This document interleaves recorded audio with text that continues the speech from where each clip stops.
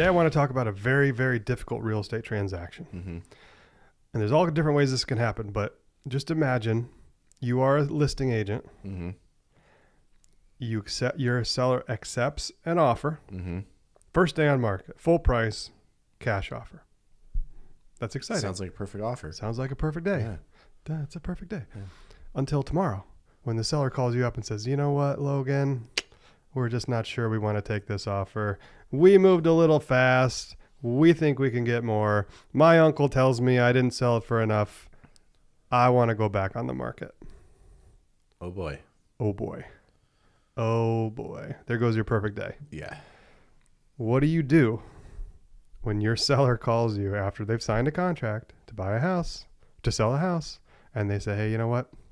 Changed my mind. We don't think you sold it for enough. Obviously, there's all kinds of emotions there. Yeah. There's frustration, there's annoyance, there's disappointment, there's fear, there's, frustration. What do you do as the listing agent? What do you do? Do you say, okay, no problem? Or do you say, oh, absolutely not. You have a contract, you're stuck with it. It's not a black and white answer, is it? It's not, no. Because you have a duty to your client to represent your client. Mm-hmm. If your client tells you they want to exit a contract that they're in, is it or is it not your duty to help them do that? It's not a clear-cut answer. It's not. No, not at all. You ready for this? Ready. Throw dual agency into it. Gosh. Yeah, there goes your perfect day. Yep. You represent the buyer and the seller, or another agent from your office represents the buyer, which is effectively dual agency. It is dual agency. Yeah. What do you do now? Ugh. It's a nightmare. So if you're in a situation where you're the listing agent, regardless of whether it's dual agency or not, and your seller says, I no longer want to sell the house, Mm-hmm. your first advice to them should be, look, you have a contract. Yeah. You signed a contract. Mm-hmm. You made an agreement. Okay. You need to honor that agreement. That's what contracts are for. Right. This buyer made you an offer. You reviewed it. We talked about it. You accepted it. Mm-hmm. Why don't you think about it before we move any further? And if they say, we've thought about it, we are not selling the house to these people, you're in a tough spot. You're in a very tough spot. The first thing that I would do Mm-hmm. after having that conversation, and it's hard to have that conversation where you're trying to plead with them to sell their house, Mm-hmm. because it just makes you sound desperate, and they know that you just want your commission, and that they think, or they assume that you're thinking about that. Yeah. Or worse yet, they think you're just helping the other side. Yeah. You're not taking care of us, you're taking care of the other side. And if it's dual agency, you say, well, yeah, I'm representing both of you. Or if it's not dual agency, you say, well, no, I'm just trying to help this transaction. You hired me to sell the house. We made a CMA. We came up with the list price. We got a great result. The house. We sold the house. Yeah. It's a beautiful, perfect day. Yeah. I think it's one thing if the seller says, hey, you know what? We just don't want to sell anymore. We've been praying about this and we want to stay in this house. Yeah. That's one thing. But when the seller says, you know what? We just want to sell it again because we think we can get more. Yeah. That's another thing to me. Yeah. That's where I get a little bit different feeling. Yeah. So what I would do in that scenario, let's say it's dual agency, so it's even more complicated. You got to go back to the buyer and you say, buyer, I got some terrible news. And here it is. Da-da-da-da-da. The buyers are like, are you kidding me? We have a contract. Yeah. Get back there and go buy that house. That's what we hired you to do. Mm-hmm. So now you're in the ping pong match where the buyer and the seller are telling you, Mm-hmm. go do your job. And that's a tough spot. So you go back to the buyer. If the seller won't budge, you go back to the buyer and say, hey, look, I've tried everything I can. I can't control the seller selling the house to you. There's not a lot I can do. You have two options. You can either accept it, Mm-hmm. and we'll go find another house, try again, or you can take legal action. Mm-hmm. And really, those are the two options. Yeah. And I want to go through both. Option A means they just swallow it and they say, this is ridiculous. I cannot believe this.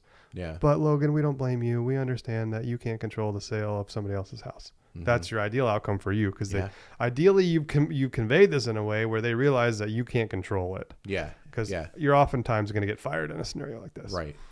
If you write an offer with somebody and then they tell you, they come back and say, hey, your accepted contract is not going to perform because the seller doesn't want to, Mm-hmm. you're going to get fired. Yeah. But if you don't, that's even better. Yeah. If you don't, you take them to see another house and you help them find another house. you should help them with incentives. Yeah. Do something to help them financially, whatever you can do. If they decide, however, to take legal action, if it's a dual agency scenario, for sure, you can't, prevent them from doing that, No. but you need to step back. Yeah. You need to say, hey, look, if you decide to enter into legal action, I respect that. I don't blame you one bit, but I can no longer be involved with you until that's over. Yeah. And it's on the seller side, and 9 times out of 10, the buyers just get over it. Yeah. These contracts typically don't get enforced. Right. Real estate contracts rarely get enforced. Mm-hmm. In New York City in the high rises they do, but in everyday America, Right. contracts are intent-based things. I've been doing this for 11 years. I've never seen, except for one time, a contract get enforced ever. Mm-hmm. And it was between a divorcing couple where one side didn't want to sell, but they had to. So it's not even like this. But it's on the seller side where I have a different feeling. Yeah. So I tell the seller, hey, look, if you decide to not honor your contract that you signed, I can't stop you. I can't prevent you from doing that. Mm-hmm. It is very likely, however, that the buyer will be suing you to perform. Either way, I can no longer represent you. Yeah. And I'm resigning immediately. Because if you have a client who does not honor contracts that they sign, Mm-hmm. you should no longer represent them. Yeah. Do you understand that? Yep. And that's hard because it's hard to walk away from business. Right. But there has to be you have to have some kind of moral code when you sell real estate. And I think for me, and you can decide how you want to do it for you. But for me, if a seller or a buyer doesn't honor a contract, I no longer deal with them. Mm-hmm. Because I don't want to be in a position where I am promoting that or encouraging that or, justifying that by continuing to work with them. And then also, I don't want to go talk to Lowell the next day when Lowell brings me a buyer. Yeah. And he says, how about this price? And I say, great, you got a deal, Lowell. And then next thing you know, I can't trust my clients to perform. Yeah.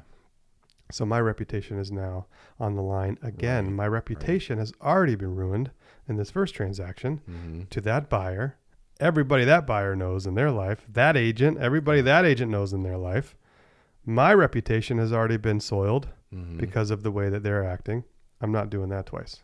Yeah. So it's a little bit of an ego thing, but really it's a moral code thing. You shouldn't be working with clients that don't honor their contracts. Right.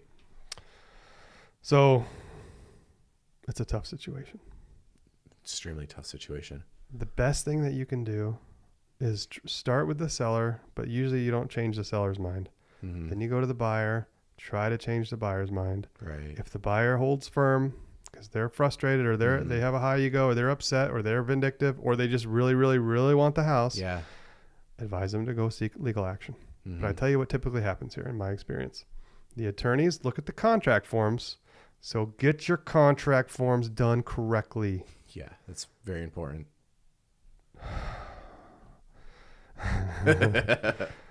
Fill out your contract forms correctly. Modern agents. If you're in a dual agency scenario, you have got to sign all your disclosures by all the parties accurately. Mm-hmm. Your clients need to understand the fiduciary duties that you're employing for them, whether it be buyer agency, seller agency, dual agency, transaction coordinator, none. Whatever your fiduciary duties are, they have to be well understood and accurately documented. Right. Because the first thing that happens when legal action occurs is your contract documents go to the attorneys. Mm-hmm. And the second thing that happens is they read them and pick them apart. Yes. Yes. So guess what? If you're in a dual agency scenario and you have a seller that doesn't want to honor a contract and you have a buyer that you represent, somebody's getting a breach of fiduciary duty somewhere. Yeah. Because you're not doing it right. Right. If you go down to the attorney and the attorney opens up the documents and they say, wait a minute, the fiduciary duties aren't even clear here, Logan. Yeah. Who do you represent in this transaction? Yeah. Well, it sure ain't us. So guess who else is getting sued now? You. Yeah. Because your documents aren't right and they have an opening legally. They can show that to a judge. Look here, judge. This guy wasn't even doing this right. Mm-hmm. We're suing him we're suing him for this. We're suing him for breach of this, for not representing us well. Mm-hmm. I don't know if you win or lose, but now you're in a position where you don't know. Yeah. Whereas if your docs are tight, the attorney looks at it and says, okay, looks like this is a dual agency scenario. Logan was representing you as best he could. He's not able to control that the seller doesn't perform. There's really no liability on Logan's end. Right. We can't go in front of a judge and sue Logan because he couldn't get somebody to perform. Let's focus on the seller where we need to focus. Mm-hmm. You see the difference there? Yeah, absolutely. Get your contract documents right. Yeah. Yep. We do, you do 1,000 transactions a year and they don't matter because they go fine. But the one transaction that goes poorly gets in front of a judge and the documents that you have matter. Yeah.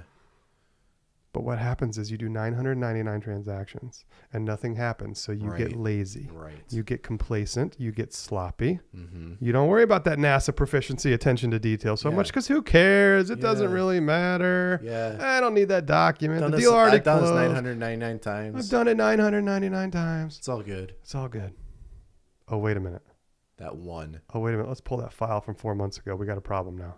Yeah. That's happened to me before. Wait till you get a code of ethics violation filed against you. Yeah. You'll pull that file. If it's my file, I'm going to win Yeah. every time. My docs are tight because I'm not going to let my sloppiness on doc signing or doc collection or whatever it is put me in a position where I'm in the defensive. Mm-hmm. So if for no other reason, you guys do it for yourself, Mm-hmm. but you need to be doing it for your clients. If you have a buyer agency fiduciary duty or a dual agency fiduciary duty, your clients need to know, they need to be informed and confident, and they need to have it in writing, and you need to have it in writing. Yeah. Frankly, those documents are just as valuable to you Mm-hmm. as they are to your clients. Yeah. So we always talk about NASA proficiency and attention to detail. Mm-hmm. That's not just for the client experience. It's also for you as the modern agent to cover your butt. It's insurance. It's insurance. Go get them. Go get them.